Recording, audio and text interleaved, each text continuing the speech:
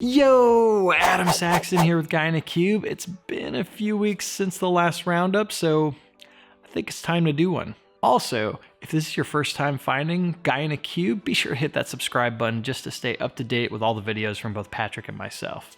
All right, let's get going. Rishi Sapra's got a sample Power BI test for you if you're trying to bone up for the Power BI certification. This is the Microsoft Certified Professional Test 70-778. It was recently released, and I know a lot of people have been asking for, hey, what did you study on? So this is something that you can maybe go through to see kind of where you fall. I did take this sample test myself, didn't pass it, but it may help you in terms of what do you want to go study on. Of note, Patrick and I both took the certification test. We both did pass it, and we passed it by a pretty good margin. So this is just something that may help you along the way. Also of note, if you are interested in studying for that certification test, I'm going to be putting together a playlist with the videos that we've already put out on Guy in a Cube. These are items that you can help study up for that may appear in the certification for you. Alberto Ferrari's got a blog post about the ALLSELECTED function from a DAX perspective. He's labeling this as his definitive guide to ALLSELECTED. He does call out that this is not an introductory to ALLSELECTED. So if you want to know more about that in general, you can find other resources on that. This blog post goes through how to understand what it's actually doing and some of the things it's doing under the hoods in regards to what he's labeling as a shadow filter. If you want a good read and want to have your brain do a little thinking, I definitely recommend checking out this blog post, especially if you've used ALLSELECTED or are thinking about using that function inside of your data models. Since the beginning of Power BI, the only actual share option inside of the Power BI service was for dashboards. So if you wanted to share a report with someone, you had to share the dashboard, in which case they would get access to the report. Now you are able to actually share a report itself with someone. So that's very cool. No longer do we actually have to create a dashboard just to share a report. We can just publish a report from Power BI Desktop to the service and then hit that share button on the report itself and send that out to whoever we need to send it to. Be sure to check out this blog post just to read all about the new sharing capabilities for reports. There is a new connector for Power BI, and this is for data.world. So if you're not familiar with data.world, what that is basically, think of it like a social media market for data sets.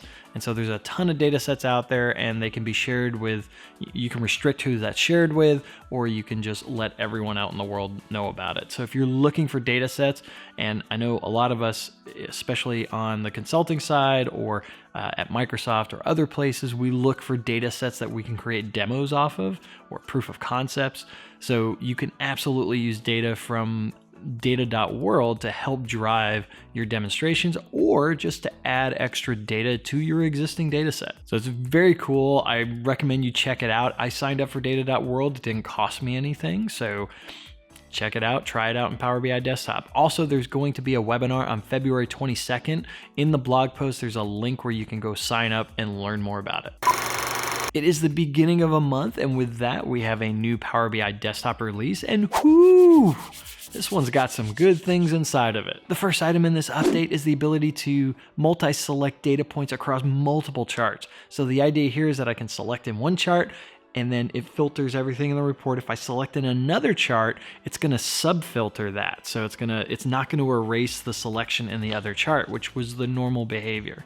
So that is very cool. Another item that was in this update, and I know a ton of people have been asking for this, so this is pretty huge, is the ability to sync a slicer across multiple pages. So basically you can have one slicer now, and that slicer will affect all report pages inside of your Power BI Desktop file.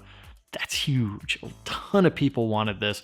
There were a lot of votes for this up on the ideas site. It is now available in the Power BI Desktop release. There's also the item to overflow your data labels. So the idea here is that usually, like, take a bar chart, if it gets really small, we're not going to show the labels because it's not going to really represent correctly, but you can select overflow and that will show the data labels if you want to do it. So it's an option for you. You can have it on, you can have it off. And another nice thing that was in there is the ability to search within the formatting and analytics pane. So like if you select a chart on the formatting item, there may be a ton of options in there. You can search to narrow down the items that you want to modify inside of the formatting. So that's kind of cool. Another item which was huge in this release, and I know a lot of people were asking for this, I know Casper's been asking for it, Marco Russo's been asking for it, is the ability to mark a table as a date table. That's right. You can mark a table as a date table inside of Power BI Desktop now. So that gets rid of all those hidden tables that were created for all of your date fields in the model, which could potentially bloat your model. Now you can just mark a table as a date table and you're good to go. If you are an SAP HANA user, be sure to check out the direct query improvements that are there. It's a preview item, so you need to turn it on. It is not currently available in the Power BI service. It will be coming soon, but you can check it out and play with it inside of Power BI Desktop to see how it handles. I know a lot of people have been asking for improvements on the direct query side. You can check that out. There were also some other performance improvements for direct query and other items. There's still a lot more that's in this blog post. It was a big one. Be sure to check the blog post down below. Got links down in the description along with links for some bonus items as well. So check that out. Also be sure to update Power BI Desktop on your machine to take advantage of all these features. All right, what's your favorite item? Go and leave that down in the comments below and let me know. For me personally, I got to go with the Power BI Desktop this month. There were such big items in this release, from the custom date table to slicers across every report page. I got to go with Desktop.